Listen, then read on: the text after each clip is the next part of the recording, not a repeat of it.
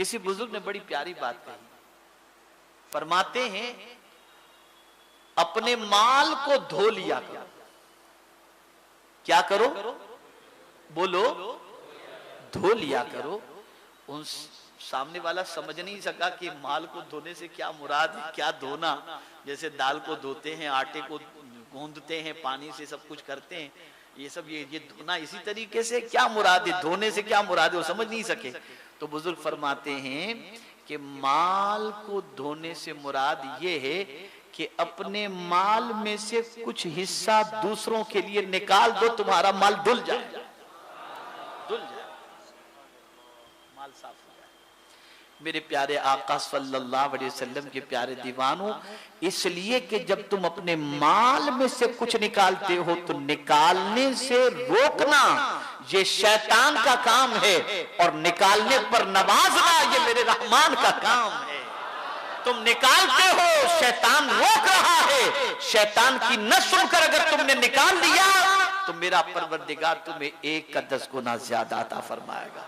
वक्त ज्यादा हो गया, लेकिन ये निकालने की बात आई तो एक वाकया याद आ गया, अर्ज कर दूं। एक मरतबा दुरूद शरीफ पढ़ ले। अल्लाहुम्मा सल्लि अला सय्यिदिना व मौलाना मुहम्मदिन मादनिल जूद वल करम व आलिहिल किराम व इब्निहिल करीम व बारिक व सल्लिम सलातम व सलामन अलैका या सय्यिदी या रसूल अल्लाह सल्लल्लाहु तआला अलैहि व सल्लम। गालिबन हजरत मूसा अलैहिस्सलाम या हजरत ईसा अलैहिस्सलातु व सलाम के दौरे पाक की बात है।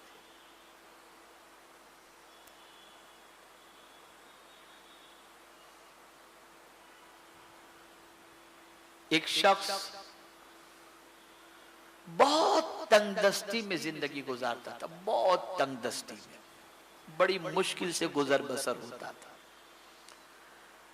तो उसकी मुलाकात उस दौर के नबी से हुई।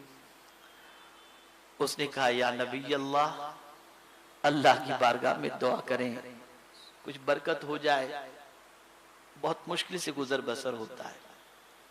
कहा ठीक है। उन्होंने अल्लाह की बारगाह में दुआ की तो निदा आती है, ऐ मेरे नबी, मैं इसे थोड़ा थोड़ा रिस्क इसलिए दे रहा हूं ताकि ये ज्यादा जिए। अगर ज्यादा रिस्क दूंगा और इसके हिस्से की सारी रोजी जल्दी जल्दी मिल जाएगी तो जल्दी मर जाएगा, इसलिए थोड़ा थोड़ा दे रहा हूं। वो नबी उस बंदे से कह चुके, फरमा दिया उन्होंने कि भाई अल्लाह की तरफ से तेरे लिए जवाब आया है। कहा ठीक है, जो भी है जिंदगी जितनी है जिएंगे, लेकिन मुझे अब थोड़ी थोड़ी नहीं, एक अच्छी तरीके से एक साथ में मिल जाए तो बहुत अच्छा है। अल्लाह के नबी ने दुआ की, परवरदिगार ये बंदा चाहता है कि तू इसके हिस्से की सारी रोजी एक साथ में अता फरमा दे।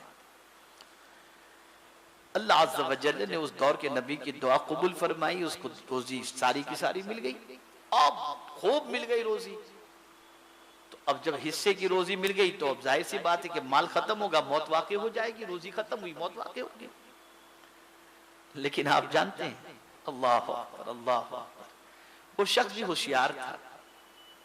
जब बहुत सारा माल जिंदगी भर की कमाई उसको मिल गई एक साथ में, तो उसने शहर में ऐलान कर दिया, जितने भूखे हों मेरे यहाँ आज से लंगर जारी हो जाएगा, आकर के खाना खा लिया करो।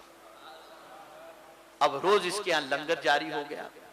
अब उस दौर के नबी एक हफ्ते के बाद उसके घर के करीब से गुजरे तो देखा उसके यहाँ लोग खा रहे हैं और लंगर जारी है और सब गल्ला वगैरह पड़ा हुआ है। तो आपने सोचा कि चलो ठीक है, एक आध हफ्ता और चलेगा, फिर उसके बाद गल्ला भी खत्म और ये भी खत्म। अब 15-20 रोज के बाद वहां से गुजरे तो देखा गल्ला वैसा ही वैसा भरा पड़ा है और इसका लंगर जारी ही जारी है। तो उन्हें हैरत हुई, अल्लाह की बारगाह में दुआ की उन्होंने, मौला माजरा क्या है, न गल्ला खत्म हो रहा है न वो बंदा खत्म हो रहा है, आखिर माजरा क्या है। कहा मेरे नबी, ये मेरा कानून है कि रिस्क जिसका खत्म हो जाता है, जिसके हिस्से की जितनी रोजी है वो रोजी खत्म हो जाती है, उसकी मियाद मुकम्मल हो जाती है, उसको मौत वाक़ई हो जाती है। अब तुम जो देख रहे हो कि गल्ला खत्म नहीं होता, ये भी खत्म नहीं होता, तो मेरा दूसरा कानून भी है, और वो कानून ये है कि मन जाअ बिल हसनति फलहु अशरु अमसालिहा, जो मेरी राह में 1 देता है मैं उसे 10 देता हूं। तो ये मेरी राह में लुटा रहा है, मैं खत्म कैसे करूं, वो 1 दे रहा मेरा वादा है, ये भी तो मेरा वादा है। इस तरह से माल देने से, अल्लाह की राह में देने से कम नहीं होता। इसको ज़हन में रखें। बिसात भर दें, हैसियत भर दें, लेकिन इस बात को ज़हन के अंदर रखें, अल्लाह की राह में खर्च करने से माल कम नहीं होता। बस ये याद रखें, दिल को भी पाक करो, निगाह को भी पाक करो, दिमाग को भी पाक करो, जबान को भी पाक करो, कपड़ों को भी पाक रखो, जहां रहो वहां पाकीज़गी इख्तियार करो। इंशाअल्लाह अज़ीम परवरदिगार कामयाबी अता फरमाएगा। वमा अलैना इल्लल बलागुल मुबीन।